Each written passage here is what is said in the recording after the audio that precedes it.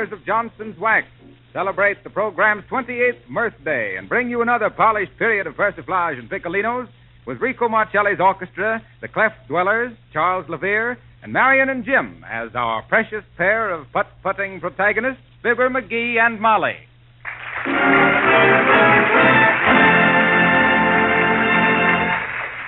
Incidentally, we want to welcome to our studio audience tonight a large congregation composed entirely of McGees, here by special invitation from Fibber and Molly McGee to take part in a grand McGee reunion. In fact, we have here in the studio practically every McGee in the city of Chicago, so it looks like it would be a great McGee evening.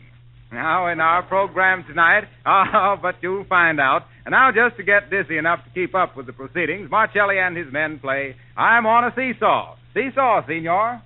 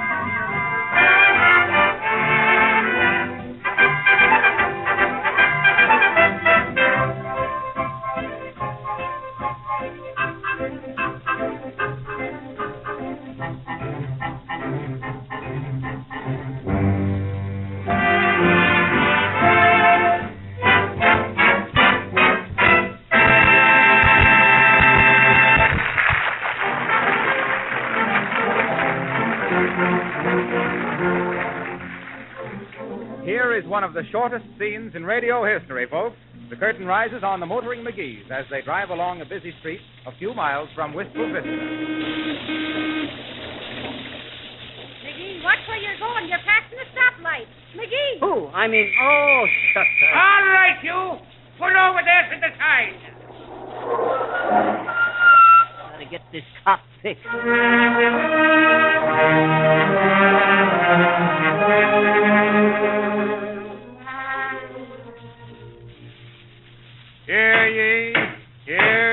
Hear ye, the Cauliflower County Court is now in session. Rise, please, for His Honor, Judge McGee. Rise, please. Oh, for heaven's sake, McGee, the judge's name is McGee, too. Now, maybe he won't be too hard on you. Probably turn out to be my cousin Whittycombe McGee that I tossed into the horse pond when we was kids. Silence in the court. First case. Will Clerk McGee read the charge? Shucks, Molly, you hear that? The clerk's name is McGee, too. Sure. He's probably the one you tied knots in his clothes at the old swimming hole. Will Bailiff McGee please keep order in the court? Bailiff McGee? The State versus Fibber McGee on charges of extreme individualism, mental agony, cruelty to Officer Egbert McGee, stationed at 14th Street and Oak Street, reckless driving, violation of Line 3, Paragraph 7, Section 13, Statute 62 of the Traffic Code, going through a red light. Defendant, step forward. Defendant, step forward. That's you, McGee. Who, me? Oh, I'm a dependent, though. Defendant, Diggernut. Go on up there. Okay. Clerk McGee will administer the oath. And be careful, son. There's ladies present. Raise your right hand. Raise your right hand. What for? I ain't got to go no place. McGee. You solemnly swear to use Johnson's wax, plenty of Johnson's wax, nothing but Johnson's wax to help your home? Talk slower, Bud. I didn't quite get it. Is the defendant represented by counsel? What say, Judge? Are you legally represented by counsel? Well, now, shucks, Judge, you see... McGee, he means have you got a lawyer? Oh, no. I will be happy to take the case, Judge. Does defendant accept services of this counsel? Sure he does, don't you, McGee? I suppose so. What's your name, lawyer? McGee. McGee. Goldberg McGee. And I'm a very fine counselor at lawyer. And how much do you charge, Mr. Goldberg McGee? Still, considering maybe we're related to you, I'll make it cheap. And how cheap is cheap? Now, 10% of the fine above $500, or $1 a day for every day in jail over 90 days. Positively the cheapest case I ever took, so help me Johnson's wax. $500 fine, 90 days. Listen, Bud, I didn't get caught burning down the orphan's home or kidnapping the Secretary of the Treasury or nothing. Oh, he just went through a red light now. Oh, well, for $5 I'll be pleading for you. For $6 it tears in the eyes. For $7.50 I'll... Is counsel ready? If the court please, 1 minute.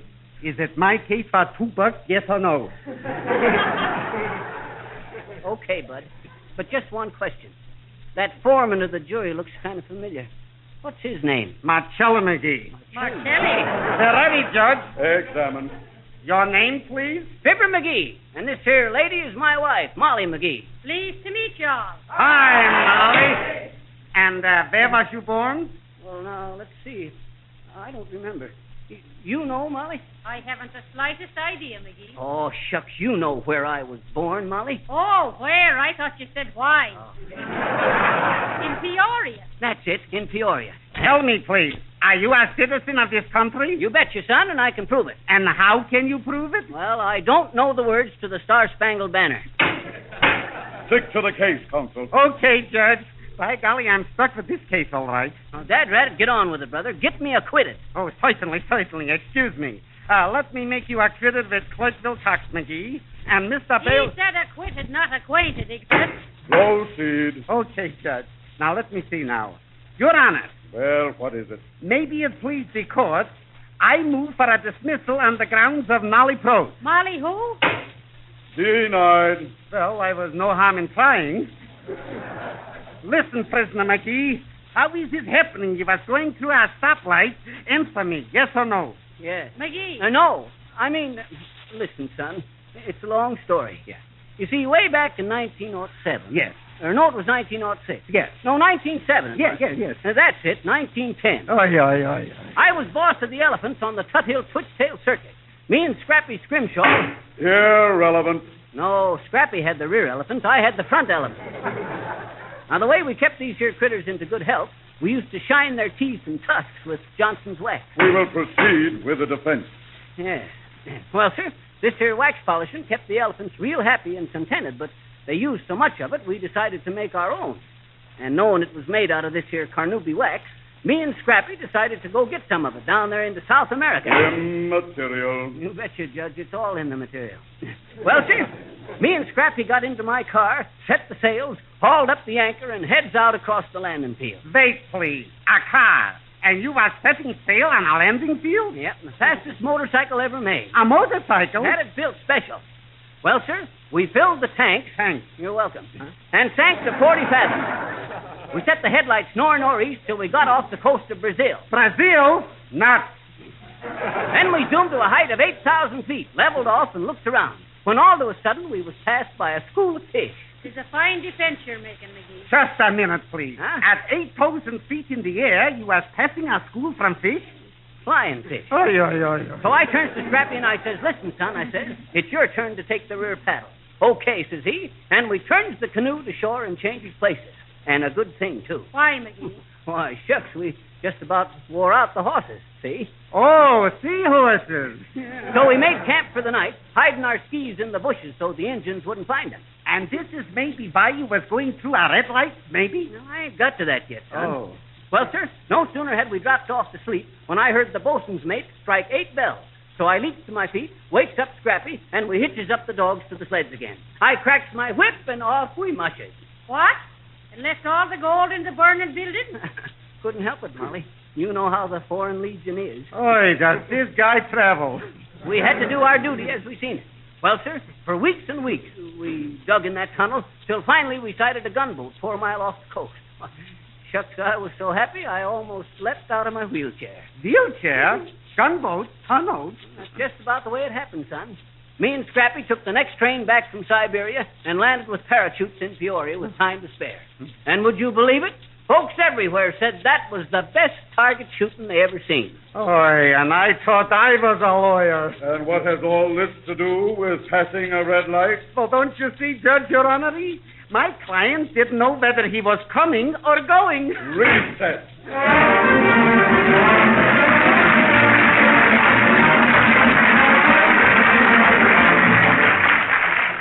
The Cleft Dwellers issue a syncopated summons for the girl with the dreamy eyes, and we don't think there'll be any complainants. The girl with the dreamy eyes. Gather round and you shall hear the story of the gal with the dreamy eyes. See, it's funny what can happen if sweet love should catch you napping. I'm here to say that I was caught by fate. My weak moment caught me shopping. I could hear my poor heart popping. What was I to do? Well, ladies and gentlemen, I'm asking you. 'Twas in the candy store I got my big surprise. I bumped right into the saucy grin of the girl with the dreamy eyes. She sold the caramels. I asked you, was I wise? I bought a few just to say how do to the girl with the dreamy eyes. I didn't know if she could sew or if she knew how to cook. I only know my heart went oh when she gave me the glad to see you look. Now at the baby shows, my son wins every prize. You know who his pretty mother is. It's the girl with the dreamy eyes. All she has to do is look at me. She wins the prize. I was jumping from a shower, had to stop for half an hour inside that store, for I'd been there once before. I found out her name was Daisy. Just one smile and I went crazy. What was I to do? Ladies and gentlemen, I'm asking you. Was in a candy store. I got my big surprise. I bumped right into the saucy grin of the girl with the dreamy eyes. She sold the caramel. I asked you, was I wise? I bought a few just to say how do to the girl with the dreamy eyes. Then I said, miss, a candy kiss, and she got the gentle hiss. When she said yes, I must confess, my heart was a stick of peppermint fabio. And now I'm making gold. She is making pies. And I'm content to pay the rent for the girl with the dreamy eyes. Those eyes, them eyes, those dreamy eyes.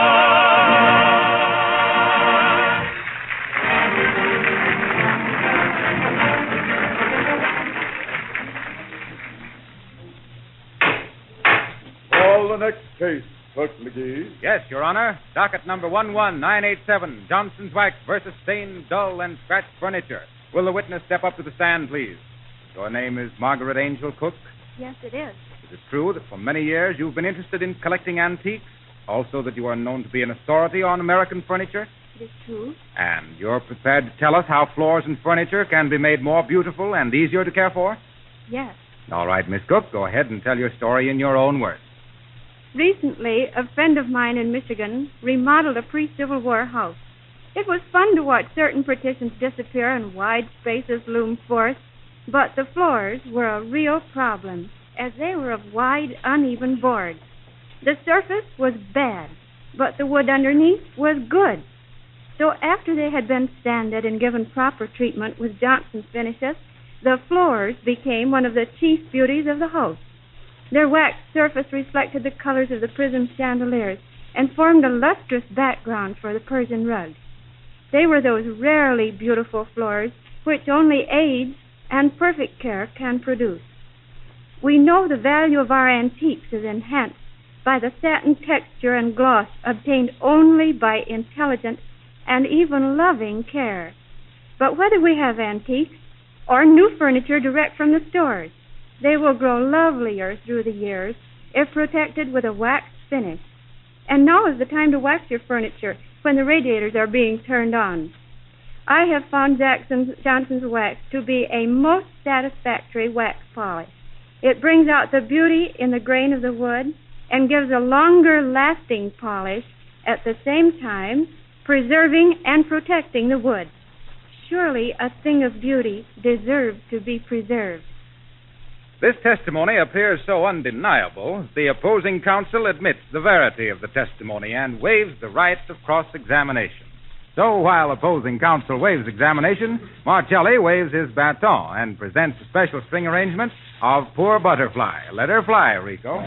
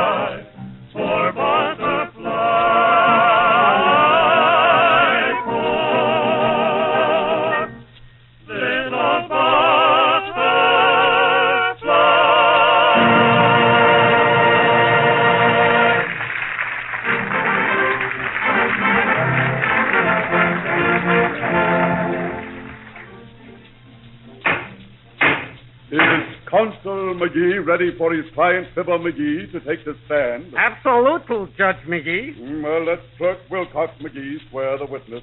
Do you swear to use Johnson's wax, always Johnson's wax, and nothing but Johnson's wax to help you home? This here's a swell spot for me to say no, ain't it? McGee. What? I mean Fibber McGee. What's the matter, Molly? Send to your case, McGee. Your Honor, can I plead my own case? Does defendant desire a continuance? What does that mean, Molly? He means, do you want it postponed, McGee? Go on. Continuance means to go right ahead. Not in court, McGee. Huh? No. When they continue a case, they stop it. And when they stop continuing it, they go ahead. Now answer, His Highness. No. No what? No, Your Honor. Oh, you mean you don't want a continuance? Yes. Oh, you do? No, I mean, yes, I don't want one. I want to go ahead and continue without no continuance. Who is the complaining officer, Clerk McGee? Officer Egbert McGee, Judge McGee. Officer McGee to the stand. Swear him. Raise your right hand. No, the right hand, you dumbbell. He says the right hand. McGee, it is his right hand. Oh, yes, he's on my left. Excuse me. Do you solemnly swear to use Johnson's wax, always Johnson's wax, and nothing but Johnson's wax to help you home? Sure, and I do that. Ha! Do you hear that, Brogue, McGee? We're as good as acquitted. I don't know, Molly. I think that there harper's got a couple of strings loose.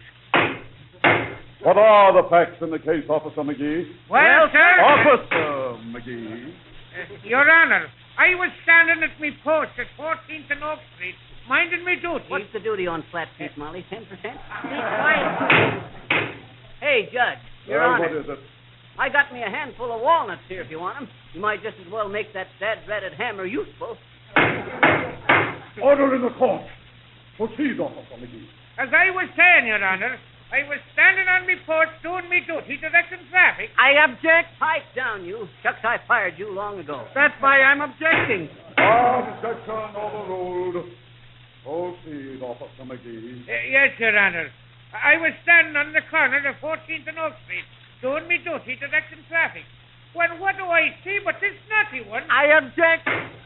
Overruled. Take 'em and wear 'em, Goldberg McGee. There what? That nice new pair of overalls.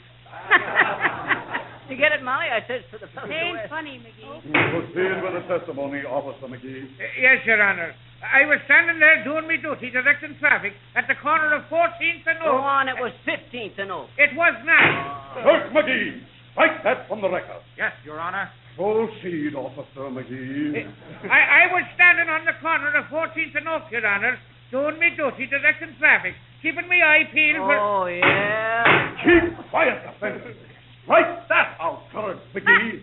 That's 2 strikes on you, officer. I object. And what are you always objecting for, Mr. Goldberg McGee? I'm practicing. Practicing what? Law. Order, please. I'll take a pork sandwich. I object. Then make it beef. Standing on the corner of 14th... It was 15th, you big Lugan. I was going Be south and you... quiet. Be quiet, McGee. Quiet yourself, madam. And who's telling Molly Mahoney McGee to be quiet? Is it not a public building? And am I not a citizen? And this man come busting through a red light, Your Honor, and I holds me hand up high, toots me whistle... Hi, Toot. Silence! And do you think he'd stop? He would not. I'm objecting. I'm And objecting. furthermore, you big brass button... Order! Order in the court. Defendant to the stand. Stand up and defend yourself, McGee. Okay, I'm going. What can I do for you, Judge? I'm giving you a suspended sentence. Oh, they're going to hang you. I object. What you mean you object? Who are they hanging, me or you? Order! Order! I suspend the defendant's driving license for 30 days. You mean I can't drive my car for 30 days? That's right. Whoopee! And what are you whooping about, McGee? On account of now I can get them brakes fixed.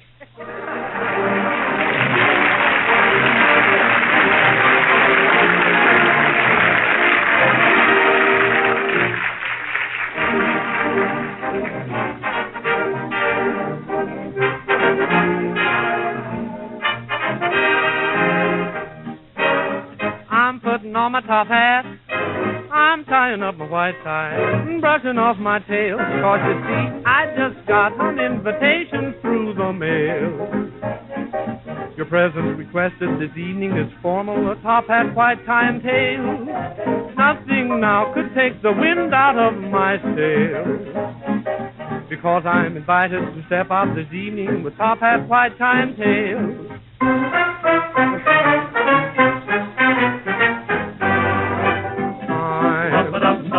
Putting on my top hat, tying up my white tie, brushing off my tail.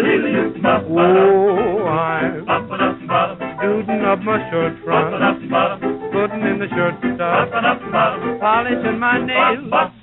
I'm stepping out, my dear, to breathe an atmosphere that simply reeks with class. And I trust that you'll excuse my dust when I step on the gas. You're just an old smoothie. I'll be there, putting down my top hat, mussing up my white tie, dancing in my tail.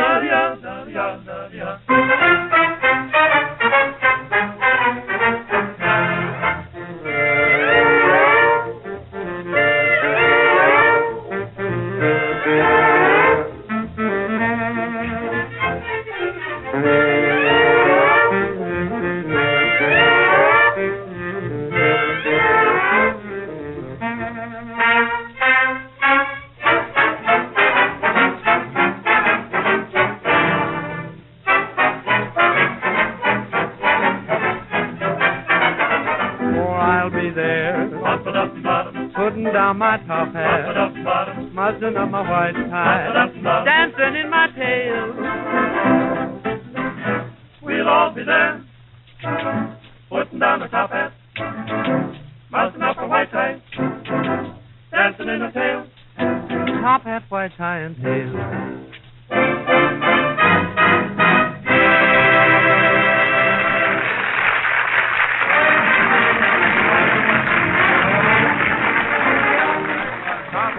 Tie and Tails from the picture Top Hat, settled out of court by Marcelli and his men, with expert vocal testimony by Charlie Levere, assisted by the Cleft Dwellers. Which reminds us that we'd like to subpoena you as both judge and witness of what we really think is a remarkable case of floor preservation. Some time ago, the makers of Johnson's Wax brought to this country from France a section of oak flooring that had been in constant use for 200 years. Think of it. For 200 years, this floor had been tramped over by thousands of feet. Yet the wood was in wonderful condition. It had its satiny polish, and there were no worn spots or scratches to mar its beauty. Now, here's the explanation.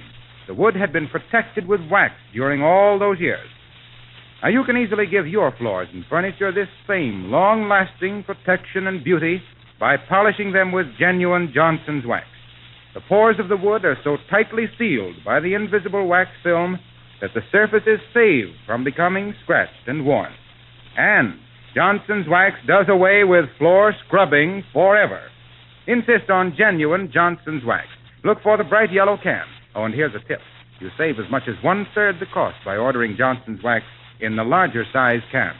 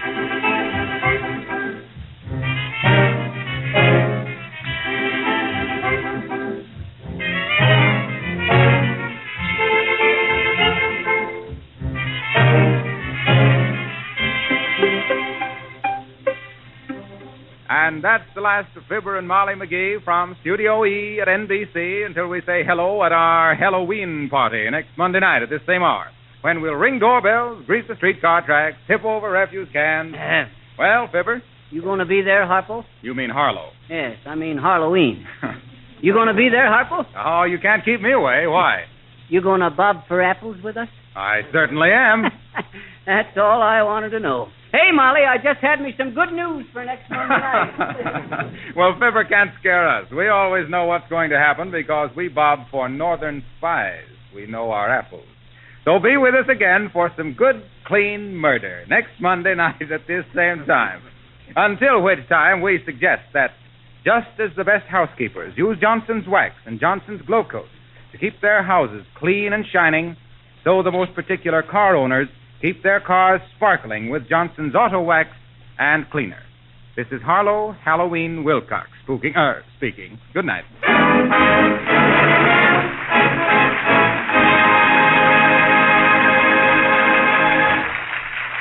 Fibber McGee and Molly come to you from our Chicago studios. This is the National Broadcasting Company.